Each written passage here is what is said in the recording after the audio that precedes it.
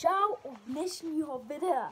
V dnešním videu máme tady takovou otázku. Co se stane, když se rozstřihne náplň?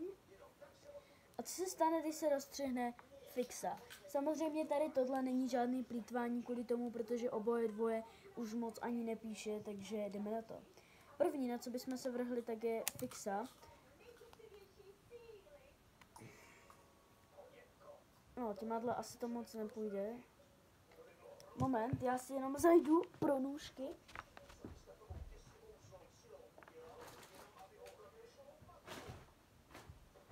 Tak, a jsem tady. A tak, teď rozstřihneme tu fixu.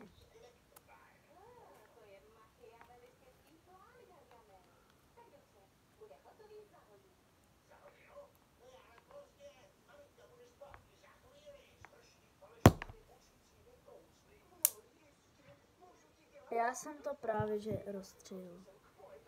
Dostal jsem tady tohle.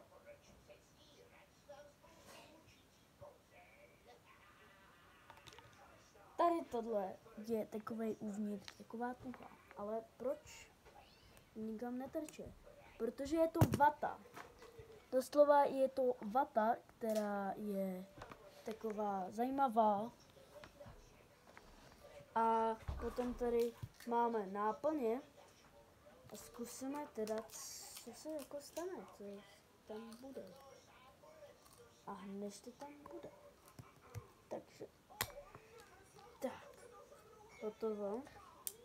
Co tam asi pak bude? No moc tam toho teda, jako abych pravdu řekl, nevidím. Tak, teď tady mám ještě takhle, hopa. A mám to rozstřihnutý, úplně tady mám takhle inkoust vlastně. No a potom tady mám vlastně fixu už, která je prostě taková. A jopa. Takže takhle vypadají vlastně jakoby věci, když to rozstřihneme.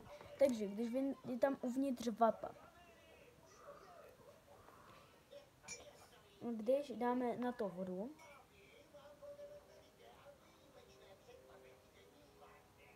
tak to zbělí.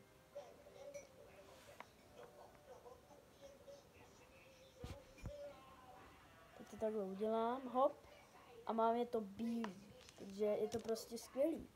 Takže tady máme odpovědi za zároveň, co se teda stane, když se rozstřihne fixa a jakoby a takové věci. Doufám, že se vám video líbilo, pokud jo, tak dejte like a odběr. Jestli jste tohle nevěděli, napište komentář, jestli jste dostali nějaké nové myšlenky. Ale je to prostě zajímavá věc, protože koho by napadlo, co by se asi tak stalo, když se rozstřihne fixa, nebo něco takového. No, se stane to.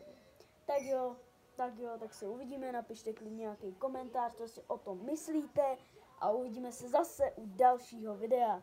Čau!